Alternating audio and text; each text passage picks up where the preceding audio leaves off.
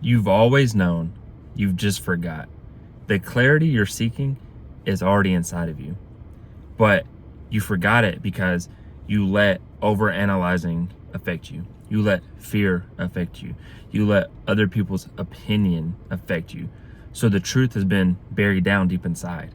But there used to be a version of you that followed that gut instinct, that knew it felt right in the heart. That is the truth.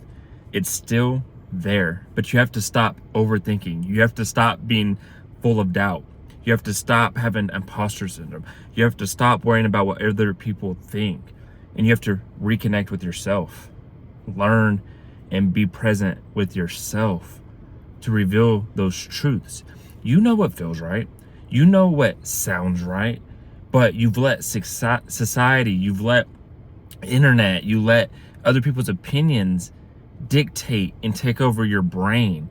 And then you become consumed with everything, and you're filled with anxiety, you're filled with fear, you're filled with doubt, you're filled with all these things that don't serve you, that only hold you back, that only prevent you from going and living your best life, your authentic life, your real life, who you really are. So many of us are not the real versions of ourselves because we have to act and pretend to be a certain way on social media.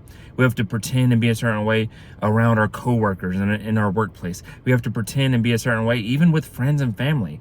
We're at a point where it's hard to be your true self even around family, even around friends, the people that are supposed to love you basically unconditionally, the people that are supposed to love you for who you are. And somewhere along the way, we've lost that. And it's like a universal thing. It's not like just certain people. It's like the majority of people, at least in America, I can speak to that. And it's like we've lost our sense of self. And when you lose your sense of self, what do you have? Who are you? What is your identity? How do you identify yourself? How do you express yourself when you've lost your sense of self, when you don't know who you are, when you look in the mirror and you're confused, where you make decisions that are conflicting with your deep down spirit?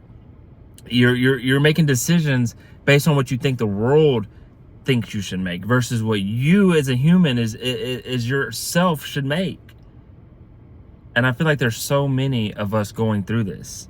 There's so many people that are battling this, and you wonder why your life is in this big confusion and why some things feel right and some things don't, but it feels like nothing's ever in alignment. And it's because it's not.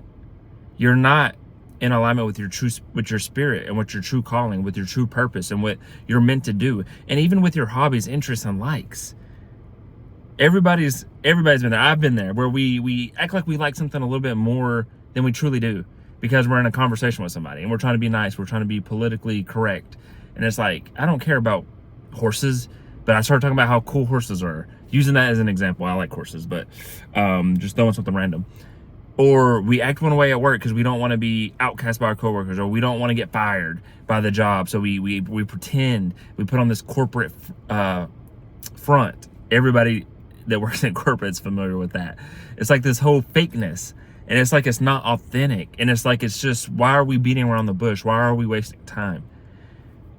And then, like I said, with friends and family, we act and pretend, and it's like we're all just hiding behind a mask that's not truly ourselves. And deep down inside, it does mess with us. And even if it's conscious or subconsciously, it's really having an effect on our life. It's having a toll on our spirit. And I feel like when you're having a toll on your spirit, sometimes you don't realize that that's what it is, but you feel this exhaustion. You feel this mental fatigue. And I think those things are spiritual as well. I don't think they're just a mental stress. I feel like your body and everything that it encompasses is like under that deranged. And that's why people are so drained mentally, physically fatigued nowadays, emotionally fatigued, and spiritually fatigued, if I had to add that to it. But deep down, you know what's right. You just have to reconnect with yourself. You have to truly look in, do the inner work, and be like, hey, does this sit right with me as a person? Does this sound right to me? Does this follow my moral compass? Does this follow what I value, the standards I choose to have in my life? Does this resonate with my likes, passions, interests, or am I making it up? Is this the path, career-wise, business-wise, relationship-wise, that I want to go down?